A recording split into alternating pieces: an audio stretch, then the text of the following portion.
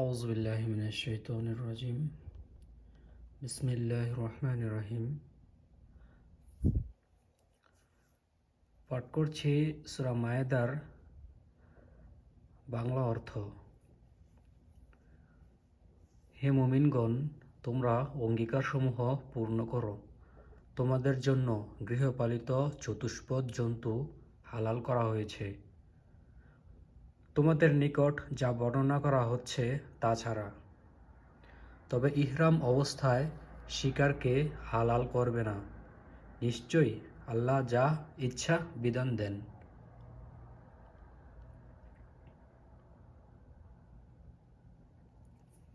হে মুমিনগণ, তোমরা অসম্মান করো না আল্লাহর নিদর্শনসমূহের, হারাম মাসের, হারামে প্রেরিত কুরবানির পশুর, গলায় চিহ্ন দেওয়া পশুর এবং আপন রবের অনুগ্রহ ও সন্তুষ্টির অনুসন্ধানে পবিত্র গৃহের অভিমুখীদের।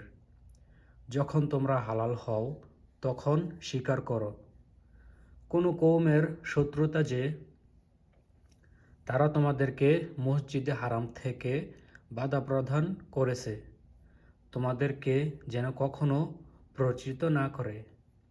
তোমরা সীমালঙ্ঘন করবে। সৎকর্ম ও তাকওয়া তোমরা পরস্পরের সহযোগিতা করো। মন্দকর্ম ও সীমালঙ্ঘনে পরস্পরের সহযোগিতা করো না, আর আল্লাহকে ভয় করো। নিশ্চয়ই আল্লাহ আযাব প্রদানে কঠোর।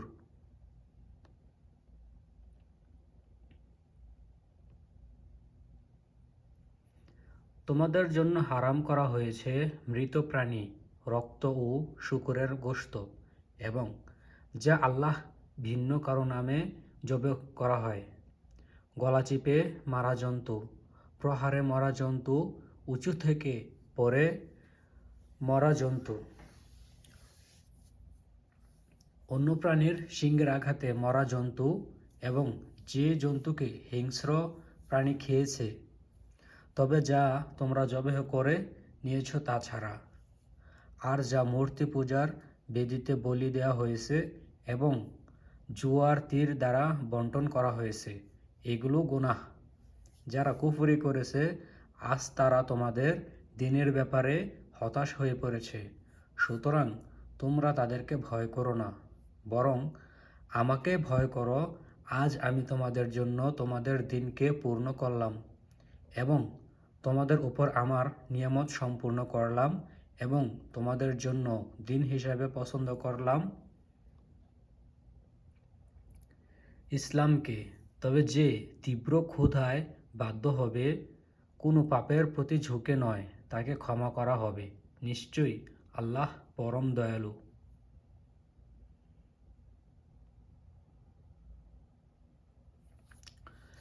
তারা তোমাকে প্রশ্ন করে, তাদের জন্য কি বৈধ করা হয়েছে? বলো, তোমাদের জন্য বৈধ করা হয়েছে সব ভালো বস্তু এবং শিকারী পশু পাখি, যাদেরকে তোমরা শিকার প্রশিক্ষণ দিয়েছ, সেগুলোকে তোমরা শেখাও যা আল্লাহ তোমাদের শিখিয়েছেন। সুতরাং তোমরা তা থেকে খাও যা তোমাদের জন্য ধরে এনেছে এবং তাতে তোমরা আল্লাহর নাম স্মরণ করো আর আল্লাহকে ভয় করো। নিশ্চয়ই আল্লাহ হিসাব গ্রহণে দ্রুত।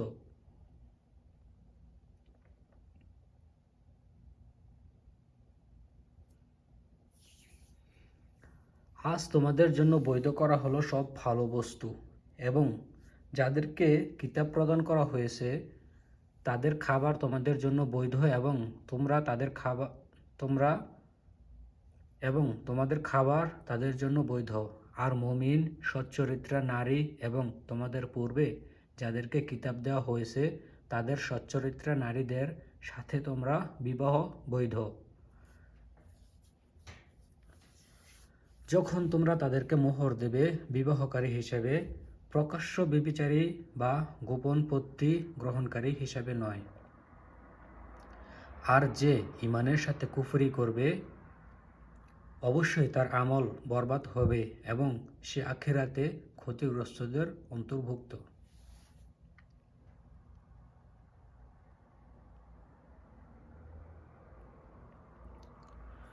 হে মুমিনগণ, যখন তোমরা সালাতে দণ্ডায়মান হতে চাও তখন তোমাদের মুখ ও কনুই পর্যন্ত হাত ধৌত করো, মাথা মাসেহ করো এবং টাকনু পর্যন্ত পা ধৌত করো। আর যদি তোমরা অপবিত্র থাকো তবে ভালোভাবে পবিত্র হও। আর যদি অসুস্থ হও কিংবা সফরে থাকো, অথবা যদি তোমাদের কেউ পায়খানা থেকে আসে, অথবা তোমরা যদি স্ত্রী সহবাস করো অতঃপর পানি না পাও, তবে পবিত্র মাটি দ্বারা তায়াম্মুম করো। সুতরাং তোমাদের মুখ ও হাত তা দ্বারা মাসেহ করো। আল্লাহ তোমাদের উপর কোনো সমস্যা সৃষ্টি করতে চান না, বরং তিনি চান তোমাদের পবিত্র করতে এবং তার নিয়ামত তোমাদের উপর পূর্ণ করতে, যাতে তোমরা কৃতজ্ঞতা জ্ঞাপন করো।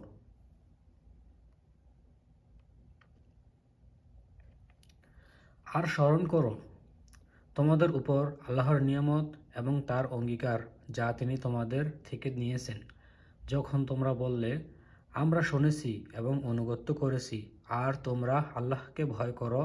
নিশ্চয়ই আল্লাহ অন্তরের বিষয় সম্পর্কে বিশেষ অবগত। হে মুমিনগণ, তোমরা আল্লাহর জন্য ন্যায়ের সাথে সাক্ষ্যদানকারী হিসেবে সদা দণ্ডায়মান হও।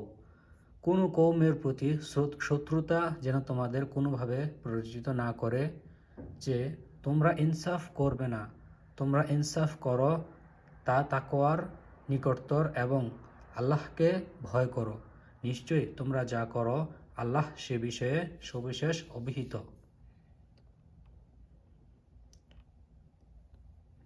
যারা ঈমান এনেছে এবং নেক কাজ করেছে, আল্লাহ ওয়াদা দিয়েছেন তাদের জন্য রয়েছে ক্ষমা ও মহা পুরস্কার। আর যারা কুফরি করেছে এবং আমার আয়াতসমূহকে অস্বীকার করেছে, তারাই প্রজ্বলিত আগুনের অধিবাসী। হে মুমিনগণ, তোমরা স্মরণ করো তোমাদের উপর আল্লাহর নিয়ামত, যখন একটি কওম তোমাদের প্রতি তাদের হাত প্রসারিত করতে মনস্থ করল, কিন্তু তিনি তাদের হাতকে তোমাদের থেকে নিবৃত্ত রাখলেন। আর তোমরা আল্লাহকে ভয় করো এবং আল্লাহর উপরই মুমিনরা যেন তাওয়াক্কুল করে।